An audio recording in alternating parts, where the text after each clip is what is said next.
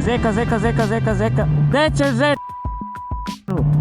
I evo ga, izlazimo, prvi pogled na Dunav. Idemo! Koja lepota! Nemam pojma gdje bude bilo mjesta. Usput ja mislim da je, pogledajte sa strane kako ovo izgleda, ovo je fenomenalno, ja nemam šta da kažem. Na primjer, koje su dobre brzine za koju krivinu. Drugari moji, nastavljamo dalje vožnju, napravili smo kratku pauzu, odmorio sam se, ovdje mi je bilo nekako lepo, da ćemo da vidimo da li ide nešto, polako da se popremo ovdje uz ovaj šljunak, ne ide ništa, idemo.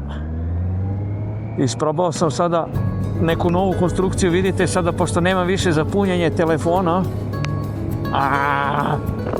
pošto više nema za punjenje telefona na motoru kao na prethodnom, sad sam isprobao da sprovedem power bank iz rance, evo vidite kako ide, ja mislim da je to ok, može ovako da funkcioniše za čisto da se dopuni telefon dok se vozi, jer evo ne smeta volan, ne okrećem ja volan toliko dok vozim, tako da je taman ovo dok se ovako navigacije i tako to da se dopuni. I to je to, ništa, idemo dalje ka Dunavu. Idemo!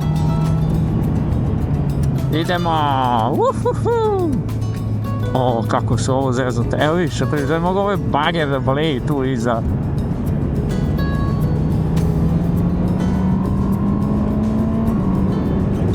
Iza neizbrdice, znaš, vidite ovo žuto kako je lepo.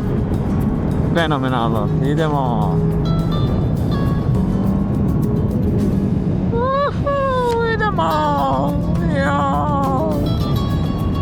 I evo ga, pristižemo polako ka Dunavu. Eno ga Dunav, uspeli smo! Šalalalalalalalalalalalalala. Sad ćemo tu onda da izvadimo dron i da poletimo isto tu, malo da snimimo, ali evo ovdje kako je ova mala uličica, ovdje je na primjer dozvoljeno 100, mislim ne da vam kažem, znaš, tako neke čudne stvari, evo ovdje možete 100 da vozite, a imate široke ulice gdje je 50 ograničenja, znači nema logike nikakve, ali ajde, nema veze. Stižemo do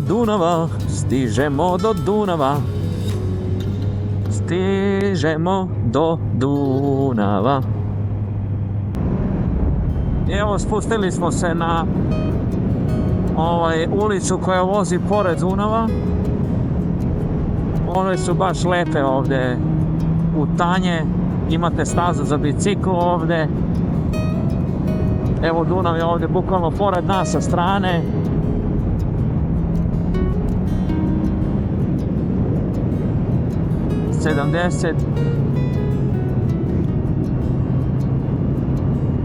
Da, to je super. Ovdje oni imaju stop znak, zato što ovdje prelaze, biciklisti prelaze ovdje na drugu stranu, zato što je staza na drugoj strani. Pored Golupca, ona ruta je do tvrđave Golubac, tako me to podsjeća što sam vidio na videima, nisam još nikad bio, ali tako mi izgleda nekako. Ali ovdje su radili novu ulicu jer se bilo odronilo ovdje kad je bila velika poplava.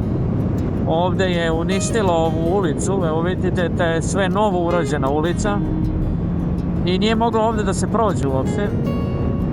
Tako da su ovu ulicu sada uradili novu i to je super, zato što pogledajte kakav je beton lep. I evo ga, izlazimo, prvi pogled na Dunav. Idemo! Koja lepota!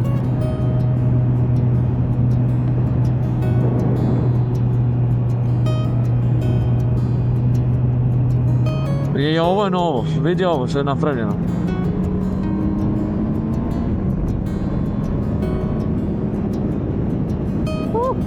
Idemo!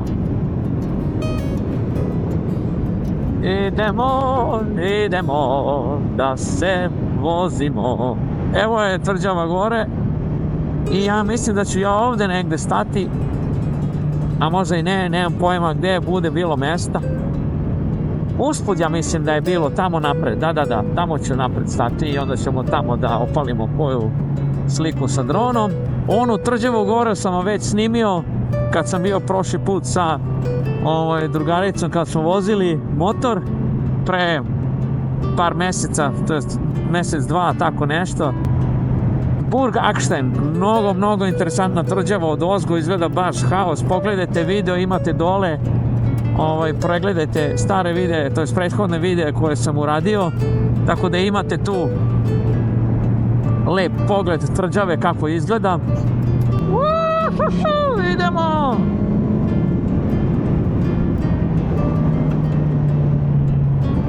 Sad bi tu trebalo negdje da naiđe parking sa strane. Parkirali smo se. Dobro funkcioniše ovo s kablom, nisam očekivao da će ovako dobro funkcioniše. Ali evo ga, stigli smo do Dunava. Pogledajte ovdje kako je prelepo. Ovdje je stvarno ekstra. Izgleda nekako, kao što sam rekao, kao iz Gospodara prstenova. Nekako ova dolina, prolazi voda između, jako interesantno. Tako da ću sad ovdje kratku pauzu da napravim i onda idemo dalje, idemo. Moramo malo da nabijemo još kilometre. Ja sam Đole i vozim biciklu, ne glumi ribu, slomit ću ti štiklu. Kako je lepo ovdje, stvarno prelepo. Uživancija. Bravo motorče, odličan si. Još mu nisam ime našao, nemam pojma. Ne mogu da se odlučim koje ime da mu dam. Prethodni je bio Radoje. Auto se zove Srećko. Napišite u komentarima dole predloge za ime motora. Ja volim tako da dajem smešna imena. Zašto Radoje? Radoje, na primjer, ne znam ko je gledao Montevideo, Bog te video, pa onda onaj golub beli. Tako sam se prvi put osjećao kad sam uzeo Forcu i kad sam vozio sa Forcom, kao da letim ko Radoje. Srećko, auto, zato što uvijek imam neku sreću sa njim. I sada je na vreme da nađemo ime za ovaj motor, tako da obavezno napišite dole u komentarima predloge za ime. I evo ga, krećemo, idemo.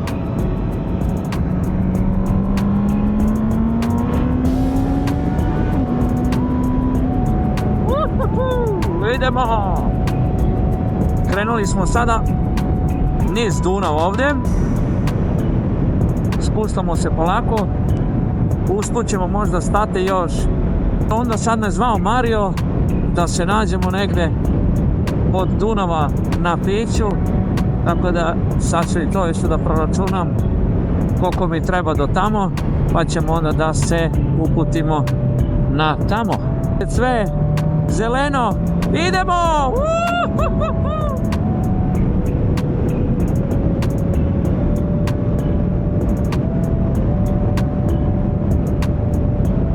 Idemo! Uživancija, konačno, toplo vreme. Pogledajte sa strane kako ovo izgleda, ovo je fenomenalno, ja nemam šta da kažem za ovo. Ovo mi je jedna možda od omiljenih ruta ovdje ovako po Dunavu, to jest uz Dunav se vozite pored onih ruta što se vozimo inače uvek kroz brda.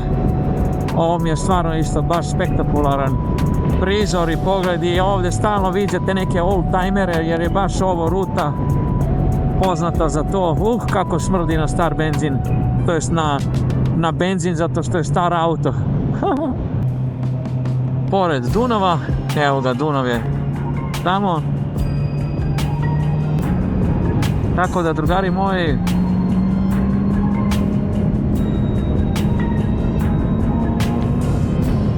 uživajte u ovim krivinama i u ovim nevjerovatnim putevima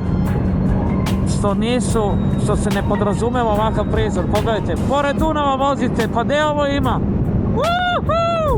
Imaju u Srbiji. Imaju u drugim zemljama, ali meni je blizu ovde. Idemo!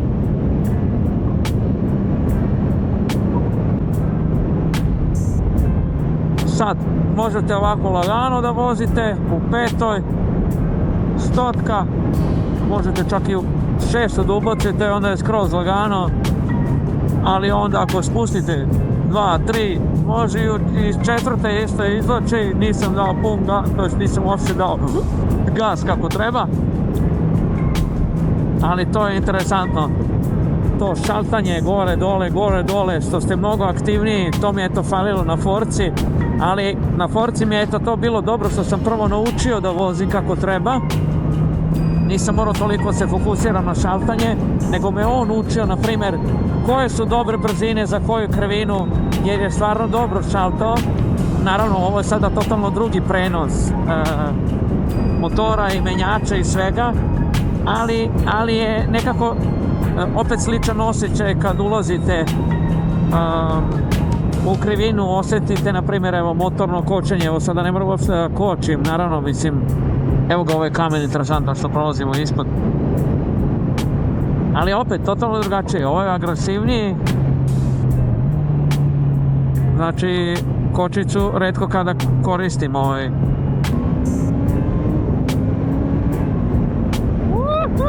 Idemo!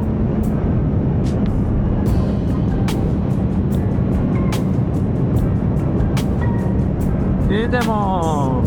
Vidi ovo je neki kao, ne znam šta je, spa centar, igralište, bazeni iza su bili pored Dunava. Vidjet ću kako ću da izgledam što se tiče mušica. Izubijana mi je kaciga već, pošteno. O, neka simfonija, neko svira ovdje nešto. Aha.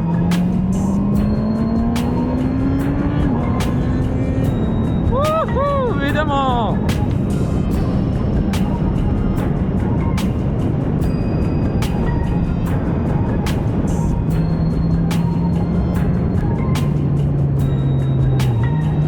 Rešio sam da idem malo okolo naokolo, da vidimo da li su ovdje očistili ovaj šljunak kroz ovu šumu.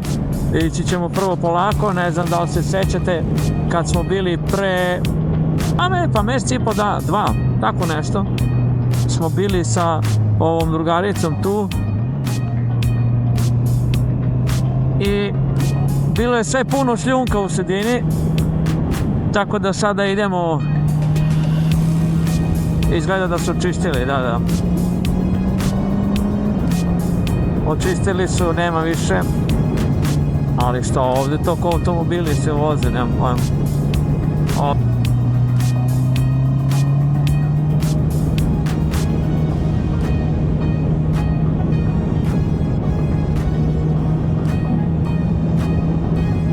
Gjesovac. Tu da produžimo dalje, idemo dalje.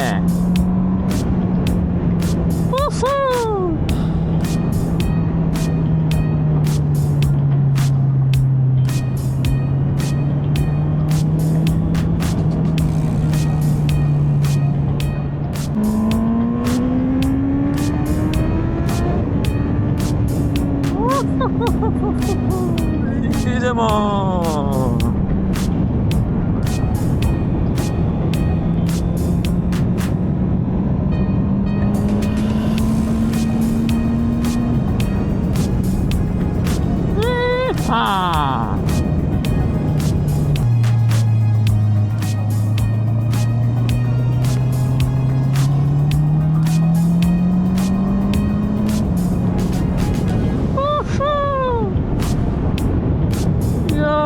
Pogledaj ovo kako je dobro.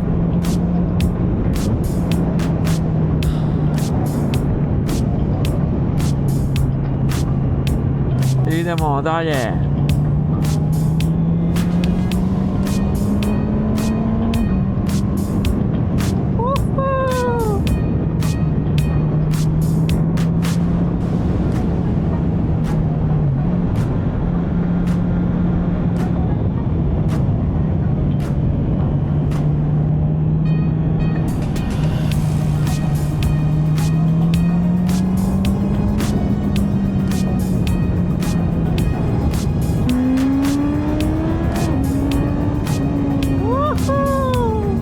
idemo.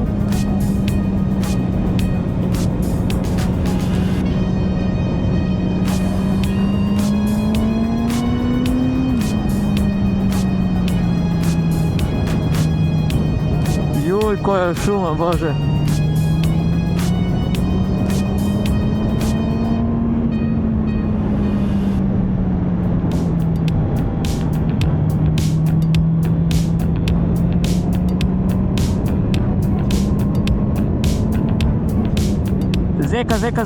Zeka. Gde ćeš Irinu?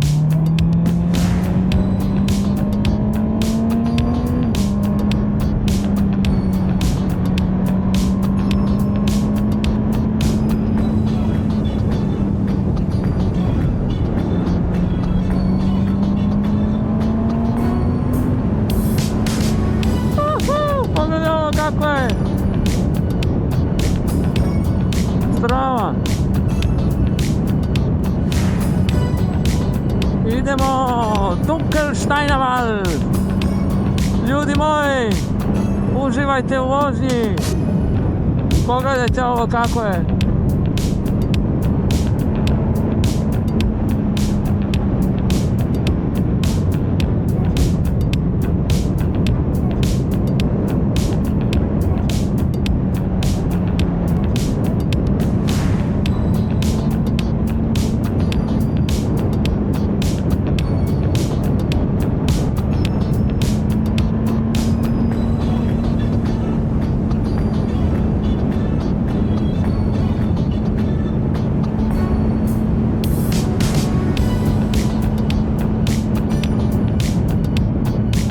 Ne pričam puno zato što sam se skoncentrisao, gledam na sve strane. Zaboravio sam ovaj put, ovaj nisam vozio još toliko. Jednom sam samo prošao ovdje, odavno. Tako da gledamo da li je još spreman u suštini od zime.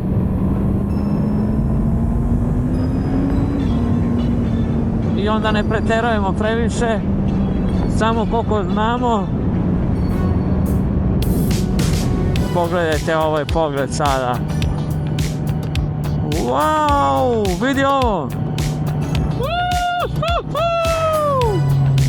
Gledaj pogled. Odlučio sam da nastavim dalje. Drugi put ću da ovo snimim. Nije ovo zadnji put da ću ovdje da prolazim. Tako da... Pogledajte kako je lepo.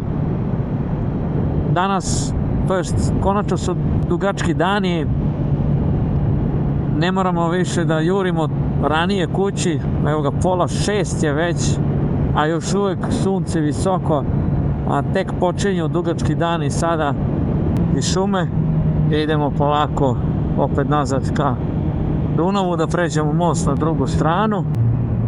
Da, tu sam kupio motor Forcu, vidi ko je. Evo prolazimo pored još jednog lepog manastira, evo ga gore, kako se zove, Stift Götvik, da.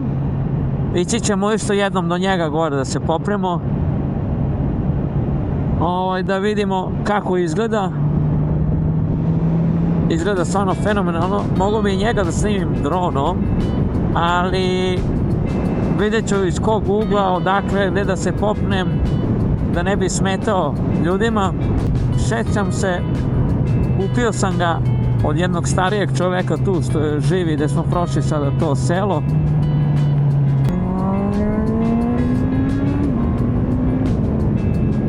Sjećam se kad sam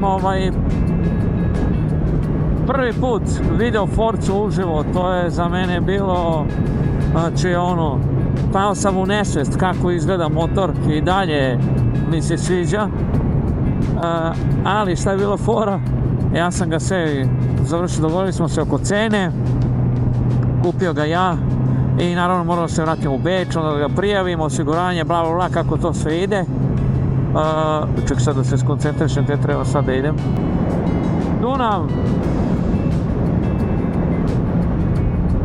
Kremser most. se dogovorio s njim, sve ono, vratio se, uzeo papire i kaže on meni, ja moram sutra da idem na odmor, i vraćam se tek fazom za nedjelju dana, tako nešto. Ja da čekam nedjelju dana motor, nema šanse. Ja kažem njemu, stižem ja uveče. On kao, kako, šta uveče, hoćeš po mraku da voziš? Ja kažem, pa ali ima svetlo? Ima naravno, pa ajde. I ništa, ja se dogovorim, dođem ja kod njega u testu uveče pre nego što on ode na put.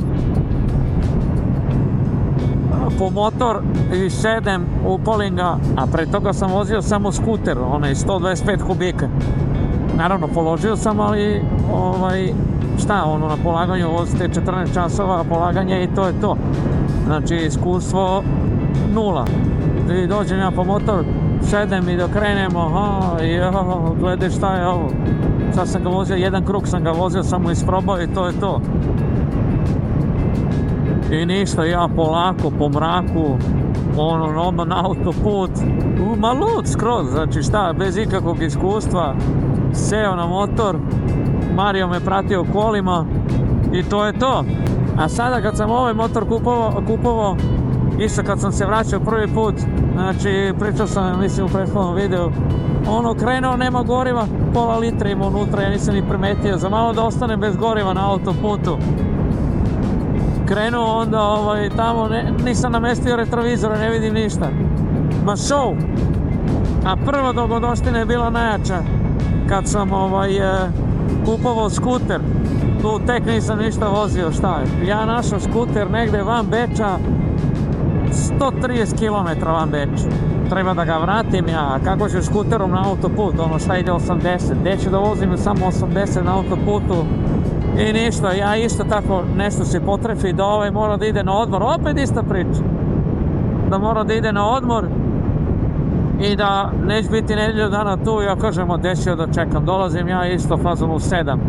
I ja seo na skuter, ma milina, kako ide ovih 8 konja, ma to ide ko ludo, brate, ja nisam mogu da verujem kako to ide brzo. Što ja lepo krenuo, Andrija me ostavio, otišao na autoputem, se vraća nazad, a ja rešio magistralama da se vraćam nazad. I ja se vraćam magistralama nazad, ovako isto, zalazak sunca, ja milina, wow, gledaj kakav doživljaj, aha. Kad je pao mrak, znači, ona svetlo halogenka, kao sveću da sam upalio, ništa se ne vidi, znači, put, svetli ga malo nešto ispred, imao sam ovako visok windshield, gore, neki evote, kao da je imao dioptriju, sve onako zoomirano je bilo, nemam pojma šta je bilo. Jako čudno, njega sam odmah skinuo čim sam stigao kući, ali dok sam stigao kući, onda, nas pola puta, bez ikakvog iskustva, mene uhvati kiša. Znači, uhvati me kiša i dodatno padaju one kapljice na onaj windshield, ništa se ne vidi, ja stojim ovako sa strane i vozim sa strane, držim, brišem rukom. Vozio sam se 2,5 sata ili skoro 3 sata sam se vozio kući tako. Stigao sam u 11:30 uveče kući. Ma cirkus, znači show. I evo ga, sišli smo sa autoputa i približavamo se Korneuburgu gdje nas čekaju Mario i Marcel. I drugari moji, stigli smo na destinaciju, parkirali smo motor. Idemo malo da uživamo, evo pogledajte kako izgleda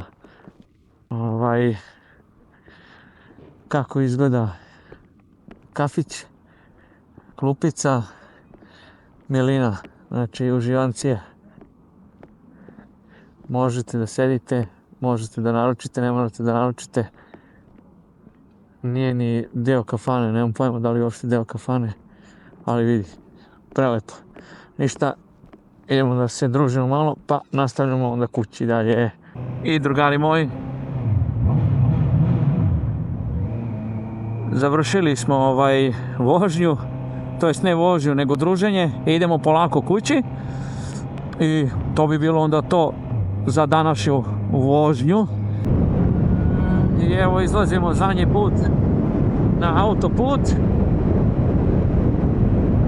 ovu zadnju deonicu još da završimo, da presečemo, da ne moramo da se vozimo po gradu sa ovim semaforima, tako da idemo ovdje ovaj deo još da pređemo i onda ulazimo u grad. Evo ga, ulazimo na gradski autoput, ostalo nam je još malo. Prelepo je, prelep dan je bio danas, bilo je oko 20 stepeni, znači evo ga radar ovdje, oko 20 nešto stepeni, ali na suncu je bilo malo toplije, tako da je bilo idealno. Ovu opremu što sam imao na sebi. Prošli smo lepu rutu, sprobali smo motor po prvi put u šumi kako treba, u ovim prelepim predelima što smo prošli. To je to, ništa, ajde, idemo kući. I drugari moji, to bi bilo to za danas. Odvozali smo prvu veliku turu sa ovim čudovištem. Nadam se da ste uživali isto koliko sam ja uživao u ovoj vožnji. Danas smo provalili neke nove predele, išli smo malo okolo naokolo, spustili se do Dunava, mislim vidjeli ste sve isto kao ja, uživali ste naravno, to jest nadam se da ste uživali u vožnji isto kao ja. Ako ste uživali, obavezno ostavite like, komentar i subscribe. Idemo do 1000 subscribera, došli smo do polovine, hvala još jednom svima za to. Nisam mogu da verujem da ću ikad doći do toliko subscribera kao što sam do sada stigao, ali nema stajanja, sezona tek počinje, idemo, super vožnje, druženje. Ja mislim da je to za danas. Umorili smo se, evo vozili smo, nemam pojma koliko smo vozili, evo ga 8 sati, krenuli smo u 1. 7 sati smo vozili motor, znači ubili smo se pošteno. Tako da hvala vam puno još jednom i vidimo se u sljedećem videu. Ćao!